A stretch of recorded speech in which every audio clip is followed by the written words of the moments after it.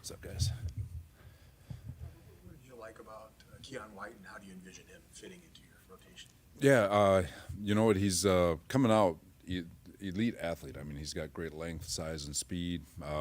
His short area quickness, his ability to rush the passer on the inside again as another interior pass rusher, adding more depth to that. So, he kind of fits in that role we have with similar to Michael outside, being able to kick inside to being a more of a speedy rusher, active body. So we're looking forward to getting him out there. Is there a backstory why he fell out of Vrabel's rotation? That's probably more of a question for them. The difference between Atlanta and Houston was obviously pretty stark. Is that, I mean, obviously, there's a lot that goes into it, I'm sure. Is that partially a function of just having youth, and there might be kind of very, I don't know. The roller coaster ride. Thank you.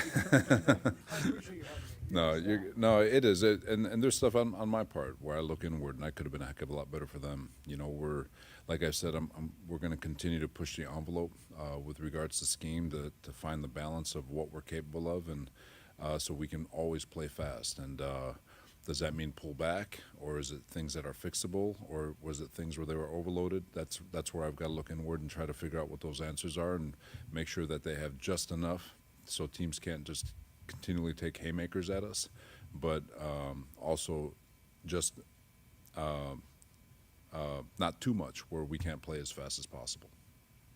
When you said that coming out of that game Sunday, where do you start as you kind of present your plan to the players of what went wrong and what needs to be corrected? Well, you go back to it's a fundamental league, from a technique standpoint. One is always going to be communication and making sure that we're constantly talking and communicating and being loud. I've always said that your confidence always projects in the volume of your voice, and if you're out there screaming and yelling your technique and the checks and your assignments, then you're pretty confident about what your job is. But if you're out there quiet, you're probably really don't. You might need to get in the book a little bit more. So, so I'm constantly listening to our defense, and the louder it is, the more comfortable you are as a football coach, and the more you feel like you probably could nudge them and give them a little bit more. And the quieter you are, or the defense is, that's where you've got to ask yourself whether or not you're asking them to do too much. So, again, it starts with communication, and then from there it's your technique and fundamentals and making sure that we're on it with regard to our jobs. Jackson Dart shown enough through these games where you maybe have to assign a linebacker or a safety on him to spy him? He is uber talented. I understand why Dayball went to the blue tent. I probably would have went too. I mean, kid's good, man. He's a really, really, really good kid. I think New York hit on this one big time. But he's dynamic. He's decisive. He's accurate. He's been a joy to watch over these. Just studying his tape over the last. He's been 5 starts now. So. And they're doing a really good job with him. They're asking him. There's certain things they're asking of him, but they're doing a good job hiding it within their weekly game plans. And I've always thought Dayball's done a really good job. Him and Kafka, and they put a lot of strain on defenses. And this kid he's going to be special. What's it going to be like for you going back there? Get some pizza, go to the visiting locker room, and hopefully have a good day. Plays with great effort and impacts the game in a variety of ways. In coverage, it seems like he's getting picked on a little bit. How would you assess his progress with the first half of the season? He's been good. He's done some really, really good things, and then there's some things where it's him getting beat is not because he's not capable. It's more him learning, him getting reps, him having an understanding of what teams will do to try to leverage him, how they try to create the stems to create negative leverage wins and routes. And then again, it's the confidence to get lined up where you just get repetition over repetition, cleaning up his techniques, understanding what he can and can't do, like the holding penalty or the PI or holding, whatever it was, against the tight end. He's up there trying to play hard, heavy press on a pretty big man. It's just understanding what you can and can't do versus different body types. So it's all learning for him. He's got elite work ethic, elite mindset. He's very smart. He's got tremendous athleticism, and he strains. I mean, he packs a punch. I mean, there was I don't know if you guys saw one. He came across the middle of the field on a run fit and just hit the shit out. Excuse my language. Hit the heck out of the running back. I mean, he knocks people back. I've got clips where he takes on pulling tackles and guards, and he knocks those guys back. So he's a relentless player. And long answer short, kid's going to be really good. He just needs reps. Robert, it seemed like in this game against Houston, almost like the rush plan and the coverage plan didn't align. There's just a lot of room there. When you watched it again, what did you think of the coverage there? Yeah, I could have been a lot better for our guys. Looking back at our third down package, and I'm not going to talk about what I was what we wanted to get done as a staff, but not proud of that one. Could have been better for our guys. You'll get some guys, injured guys back, but how would you assess where the pass rush is right now? And do you envision maybe potentially adding more beyond Keon in that group? You know, it'll be good to see what Keon's got. You know, Huff will be back next week. Utor's back. Samo's been providing some help. Has been providing some production for us also. Alfred's been surging. Mikel's continuing to get better. So again, it's a young group that's continuing to evolve and get better. The adding part, that's more for John and Kyle to answer. But you know, I'll never say no. If you're listening, John. Hopefully, he's trending in the right direction. But you know, so we'll continue, and then from a coaching standpoint, we've got to do a great job just trying to find one-on-ones for those guys. You know, where we can work half a man and we have leverage it. You know, like I've said before, the ultimate goal of a coach obviously is always a free runner. But the next best thing is a one-on-one with proper leverage, and we're going to do our best to put them in those leverages and see where it goes from there. Halfway through the season, are Michael Williams and Alfred Collins about where you thought they would be at this point? Yeah, for sure. You know, they're rookies. You know, in this building we've been spoiled with some rookies like Bosa, where he's probably more the exception, not the rule.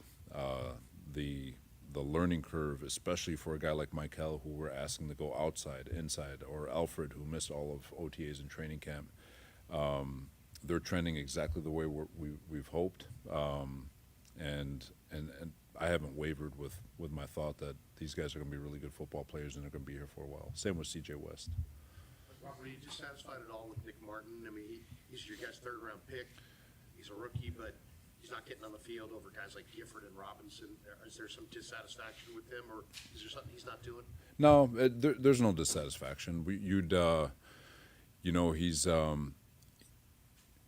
there is a bit of a learning curve in terms of where he's come from college to what we're asking him to do, and I think he's done a really nice job. He's got to earn it on special teams, with D. Winters being the starter. Like, Giff is a big-time special teams guy. Curtis Robinson's a big-time special teams guy. Now you've got Tatum and you've got D, who are both starters. You know, so for him, he has had to make his way. And then obviously Fred was there before Fred's injury. It's hard to justify if you're not the starter and you're not owning special teams. Those guys are always going to get first dibs. And Giff, not to speak for Brant, but he's been one of our top special teams guys. You know, so you got to find a role and you got to make it work with who the active guys are. Now that he's got a chance to be active, he had his first run on special teams. Thought he did a really nice job, and he's going to get another run at it. But unless D gets hurt, God forbid that happens, because D's having a hell of a season, he's going to have to make his way on special teams this year. And if something happens to him, then he'll step in, and we'll see how it goes. You've been so patient with the other rookies, letting them take their lumps and play, and so the opposite of that with Nick Martin. Is that just a function of you being a former linebacker coach and having high standards with that position? Is it a different nature of that position? No, it's fair. I think it's more a testament to D. Winters. He's having a hell of a year. There's a couple things where I'm sure he'd want things back, but he does so many things that don't show on the stat sheet. With regards to his play demeanor, his communication, he's been vital for Tatum over these first couple of weeks. Just the communication with him. So D is an NFL starting linebacker, and so Nick is more of a victim of that than he is of what he's capable of. Last one. For the batch of rookies that were forced into some early playing time. How did you kind of help them along, maybe encourage them throughout this process as they're all kind of figuring out a lot making mistakes and trying to learn from it? You just got to do your best to teach. You know, you can get frustrated with some mistakes because you want them to be great or perfect all the time, but it never goes that way. But they have gotten better. You know, the cool thing about this group is it is very important to them. They are studying their butts off. They are seeking guidance from the other guys in the locker room, and like I said, they're getting a heck of a lot better than you look at a guy like Alfred from where he was to where he is now. Upton's gotten better.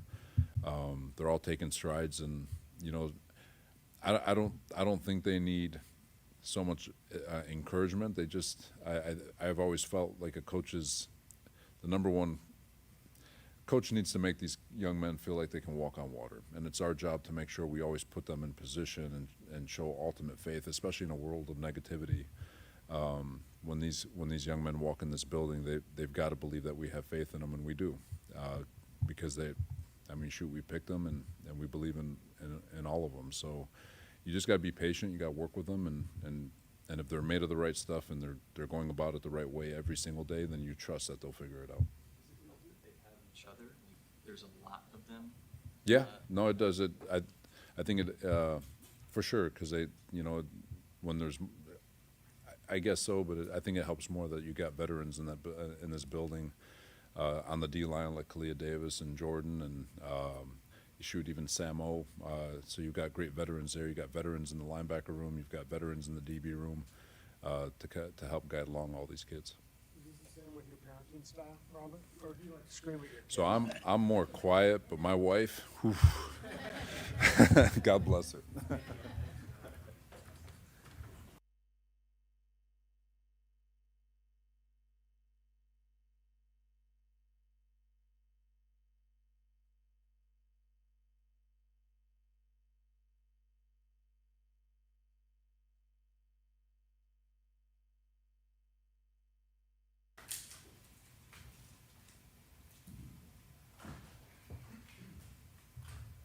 How's it going, guys? Good. All right. So who's playing quarterback in New Jersey on Sunday? Brock's getting better. I know that. You know, it's good. He's doing more this week. He's taking a few more reps, and we got to let the week play out and see how it goes. So. It's I'm not sure he's frustrated to some extent, but how does he kind of managing that? I'm sure he wants to be back out there. What's that been like? Yeah, it's very frustrating for him. Him and I were talking yesterday. It's an injury that's frustrating because it has its unpredictable nature to it about when things are going to flare up and kind of how it's going to react to things. But he's been doing everything he can do. He's been patient, but it is frustrating for him. I know he wants to be out there. I know he's our quarterback, and he's our leader, and he wants to be out on the field with the guys. But he's doing what he needs to do. He's being patient, and he's getting better, and we're getting him back into practice. So. How is he at putting that frustration kind of aside and being helpful for Mac? Oh, he's great. It doesn't affect that at all. It's just like you would imagine. It's just personally, it's a frustrating situation. But he's a pro, and he's a leader, and he's helping our guys however he can. How do you go about, obviously he can't do all of the physical stuff, but how do you go about just making sure that when he does step on the field, he's improved since the last time, just from everything from the non-physical standpoint? Yeah, I think that's the goal. It's just to have complete confidence that you're going out there and feeling your best. And if you do feel something, that it's something that you have to kind of deal with. I think that's the goal with Brock is just getting him comfortable with that. And then if he's out there, we don't feel like he's going to have any restrictions physically. We feel like if he's playing, he can do what we need him to do. So. That's what I'm saying. It's like from the shoulders up. How do you get him sharp, keep him sharp mentally, Yeah. and going through, knowing the offense and everything? Yeah, I think he's going to stay in it. He's been staying in it the whole time. He hasn't missed anything from a mental perspective. I think you just need reps again. You need that repetition of getting in the huddle, hearing a call, kind of going through everything you do before the snap, going through progressions. You got to go back out there and practice, which he's been doing. He did that a little more yesterday. And so, as far as the mental stuff, I think it just comes with getting the reps again and just getting in that comfort level that you miss when you're just not in there. So. Jordan Watkins on the field for the first time, and he drops the first one that comes to him, then he makes a little catch later. When you miss as much time as he has, I don't know, you have to remind him, like, hey, you still almost have a whole college season left. There's plenty of time left. Do you still feel pretty good about his development? Yeah, I feel good about it. You know, he got some action on Sunday. I think he would probably tell you he's got to make that play. That was a big third down, but you know, it's a long way to go, and it's a struggle for all rookies of just kind of being in it for the long haul. And he's up for it. He's been practicing really well. We've been happy with his work, and so I'm not worried about his mindset from that perspective. What have you seen from Juwan Jennings? Yesterday, Kyle mentioned he's been compromised a little bit so far. He's been battling injuries all year. I mean, from training camp, and Juwan's been pushing through it, and he's been doing it for the team, and he's been going out there and working through stuff. He is getting better every week, and you can see him starting to heal up, and with the ankle, the ribs. I think he's hopefully getting past that. So, you know, it's taken time for him to get to be feeling good, which is kind of weird. You're playing football and trying to get healthy at the same time, which doesn't always go hand in hand. But he is getting better. He's healing, and I think every week we kind of see him get back to the form we want him to be in. The scouting evaluation process, what did you think of Dart? Oh, loved him. Yeah, he was a heck of a player and just a gamer. And you saw a guy who competed and who won a lot of games, and he just, you know, just a playmaker at the position. And aside from the natural talent, you just loved how he competed and made plays. So not surprised at all that he's doing well. He's a heck of a player. You know, obviously this game against Houston is not what you want, and you seem pretty calm with us here, but what is your personality like on game day? I mean, and have you had a half in your career that went like that? You seem pretty calm, but I mean, are you and Kyle swearing at each other on the headsets? Yeah. I mean, what is that vibe like in the first half? It's tough, man. It's frustrating for everybody, not just me, not just Kyle, but the players. I mean, you're battling through a tough game where you can't stay on the field with third downs, and you know their offense goes on a long drive, and you're on the sideline for a long time, and you're just not doing the things you want to do. You try to stay calm, and you know I think that's, for me personally, that's how I work through things, is to stay calm and try to, you know, figure out solutions, you know, and okay, what are we going to do? How are we going to get through this? That's my mindset with everything. But yeah, I'd be lying if I said you're not, you know, dying on the inside a little bit when you're going through that. But you got to work through it, and you got to battle, and you got to find ways to help your players. And it was cool to see our guys do that at the end of the first half. They made those plays to kind of get us back in the game and to get a spark, but we just didn't sustain it. So, yeah. You saw a good defensive front last week. What do you make of the one that you're seeing this week? Another really, really good front. I mean, they have first-round picks at every position on the defensive line, elite rushers, an elite player on the inside, and Dexter Lawrence, and just super, super talented, and just another huge challenge. So, yeah. When you come out of that game against the Texans, what do you stress? What do you emphasize to the players when you get them back together, start getting ready for the Giants? It wasn't just one thing. You know, you could point in any direction, but it just, when you look at it, to me, it came down. We didn't stay on the field.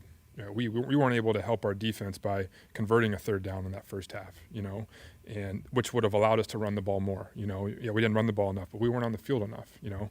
So it started with the first half, and then the third quarter, we come out and we go 3 and out. I think we had 2nd and 3. You know, we had a 0-yard run, and then we get sacked. And so it was like we didn't do enough to stay on the field in different areas. Should we have run the ball better? Yeah, but we needed to be better on third down. And that's what it came down to, you know. And so at the end of the day, you gotta convert third downs. You got to give yourself chances to make more plays, and we just didn't do it.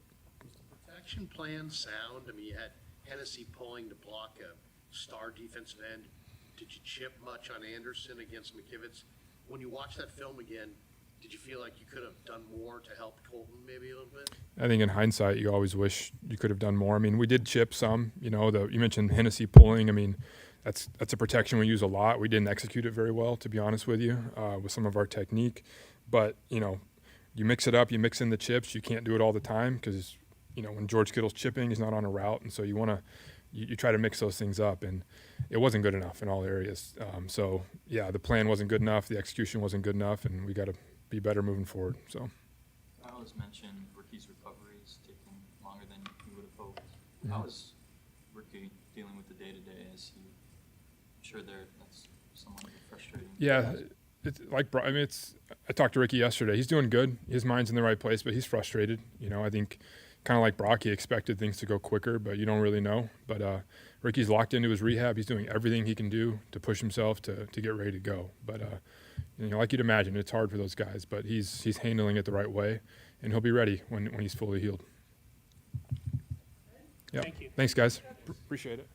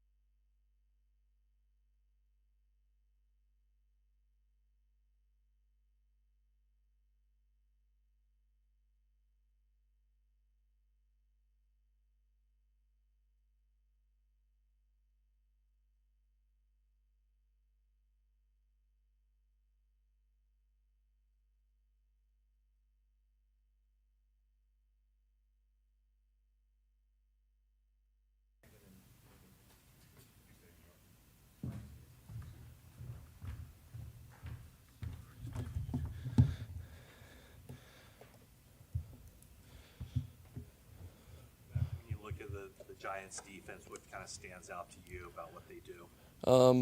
Yeah, they're really good. I think the front's obviously a really good front. They got a lot of guys up there and play a lot of different coverages, so definitely going to be a challenge.